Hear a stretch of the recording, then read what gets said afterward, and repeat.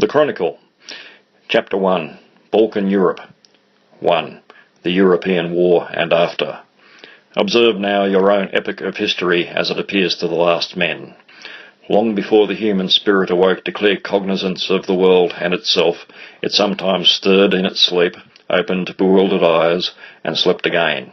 One of these moments of precocious experience embraces the whole struggle of the first men from savagery towards civilization. Within that moment, you stand almost in the very instant when the species attains its zenith. Scarcely at all beyond your own day is this early culture to be seen progressing, and already in your time the mentality of the race shows signs of decline.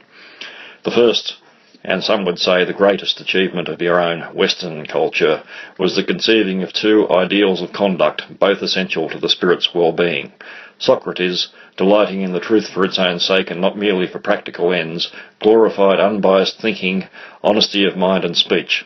Jesus, delighting in the actual human persons around him, and in that flavour of divinity which for him pervaded the world, stood for unselfish love of neighbours and of God.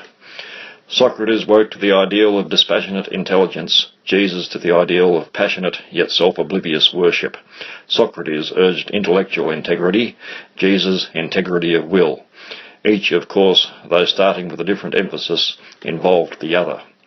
Unfortunately, both these ideals demanded of the human brain a degree of vitality and coherence of which the nervous system of the first men was never really capable. For many centuries these twin stars enticed the more precociously human of human animals, in vain. And the failure to put these ideals in practice helped to engender in the race a cynical lassitude which was one cause of its decay. There were other causes. The people from whom sprang Socrates and Jesus were also among the first to conceive admiration for fate. In Greek tragic art and Hebrew worship of divine law, as also in the Indian resignation, man experienced, at first very obscurely, that vision of an alien and supernal beauty which was to exalt and perplex him again and again throughout his whole career. The conflict between this worship and the intransigent loyalty to life embattled against death proved insoluble, and though few individuals were ever clearly conscious of the issue, the first human species was again and again unwittingly hampered in its spiritual development by this supreme perplexity. While man was being whipped and enticed by these precocious experiences, the actual social constitution of his world kept changing so rapidly through increased mastery over physical energy that his primitive nature could no longer cope with the complexity of his environment. Animals that were fashioned for hunting and fighting in the wild were suddenly called upon to be citizens, and moreover, citizens of a world community. At the same time, they found themselves possessed of certain very dangerous powers which their petty minds were not fit to use. Man struggled, but, as you shall hear, he broke under the strain. The European War, called at the time the War to End War, was the first and least destructive of those world conflicts which display so tragically the incompetence of the first men to control their own nature.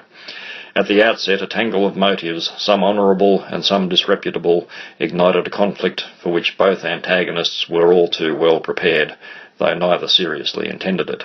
A real difference of temperament between Latin France and Nordic Germany, combined with the superficial rivalry between Germany and England, and a number of stupidly brutal gestures on the part of the German government and military command, to divide the world into two camps, yet in such a manner that it is impossible to find any difference of principle between them.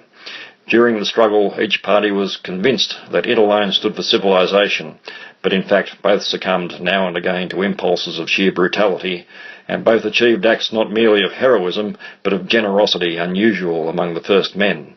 For conduct which to clearer minds seems merely sane was in those days to be performed only by rare vision and self-mastery.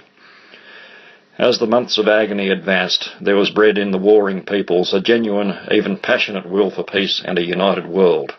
Out of the conflict of the tribes arose, at least for a while, a spirit loftier than tribalism, but this fervour lacked as yet clear guidance, lacked even the courage of conviction.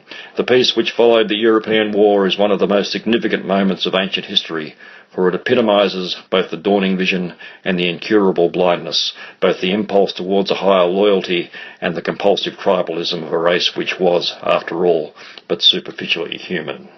The Chronicle, Chapter 1.